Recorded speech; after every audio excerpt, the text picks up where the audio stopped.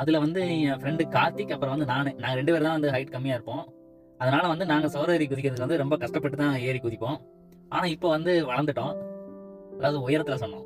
அதாவது 2012 to 2015 வந்து நாங்கள் டிப்ளமோ காலேஜில் படிச்சுட்டு இருக்கும்போது இந்த காலேஜுக்குள்ளே போகிறப்ப, அதாவது மெயின் ரோட்டுக்கும் காலேஜோட மெயின் கேட்டுக்கும் பார்த்தீங்கன்னா கிட்டத்தட்ட 1லேருந்து 1.5 கிலோமீட்டர் வரைக்கும் டிஃபரன்ஸ் வரும்.